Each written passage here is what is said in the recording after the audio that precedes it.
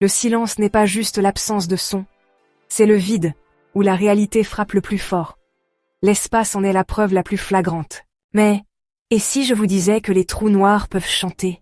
Que si vous criez dans l'espace, même l'univers s'en ficherait? Pourquoi l'espace, si chaotique, si plein d'énergie, reste-t-il totalement silencieux? Ce soir, on plonge dans le silence étrange du cosmos pour découvrir la vérité sur le son, le vide spatial et les façons hallucinantes dont les scientifiques transforment le silence en quelque chose qu'on peut réellement entendre. Bon, imaginez un peu. Vous flottez dans le vide intersidéral, face à des milliards d'étoiles, à contempler les plus grands mystères de la vie, comme pourquoi les céréales ramollissent si vite. Vous ouvrez la bouche pour crier, peut-être parce que vous venez de vous souvenir que vous avez laissé votre linge dans la machine. Mais, rien, aucun son, pas d'écho, rien du tout. Bienvenue dans l'espace, où même vos derniers mots n'auraient donc pas la décence d'être entendus. Mais pourquoi? Eh bien, le son a besoin d'un milieu, l'air, l'eau, ou quelque chose pour que ces ondes puissent se propager. Sur Terre, le son se déplace en rebondissant entre les particules, comme un jeu de téléphone invisible. Mais l'espace, c'est surtout du vide, ce qui signifie qu'il n'y a rien pour que les ondes sonores puissent s'y propager. Donc, même si vous seriez mort sans combinaison spatiale, au moins vous n'auriez pas à entendre les gens vous dire de rester positif. Mais ne vous laissez pas tromper par le silence, l'espace est rempli d'énergie. Lumière, ondes radio, rayons cosmiques, c'est un sacré bazar. La différence? Ce ne sont pas des ondes mécaniques comme le son, ce sont des ondes électromagnétiques, ce qui signifie qu'elles n'ont pas besoin d'air pour voyager. C'est pour ça qu'on peut voir la lumière d'étoiles situées à des milliards d'années-lumière, mais qu'on n'entendrait pas l'explosion d'un vaisseau spatial, même si elle se produisait juste à côté de nous. D'ailleurs, Hollywood, il faut qu'on parle. Ces batailles spatiales bruyantes et dramatiques? Des mensonges.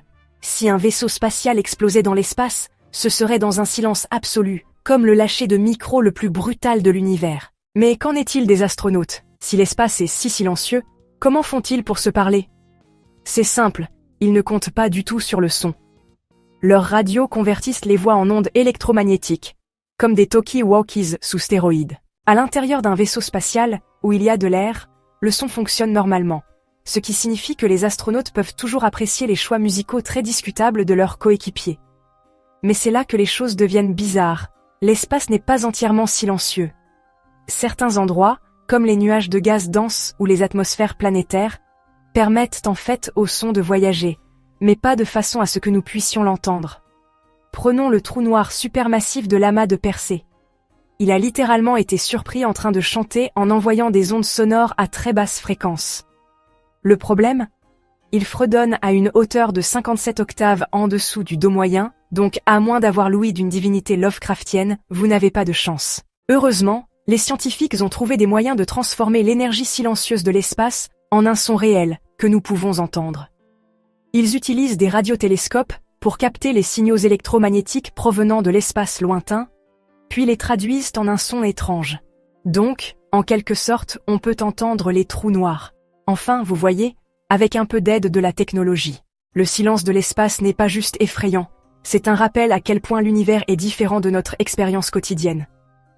On prend le son pour acquis ici sur Terre, mais là-bas, les règles changent. Et honnêtement, c'est ce qui rend l'espace si fascinant. Maintenant, je vous laisse discuter dans les commentaires. Si vous pouviez entendre l'espace, à votre avis, à quoi ressemblerait-il? Une symphonie cosmique? Une bande-son d'horreur sans fin?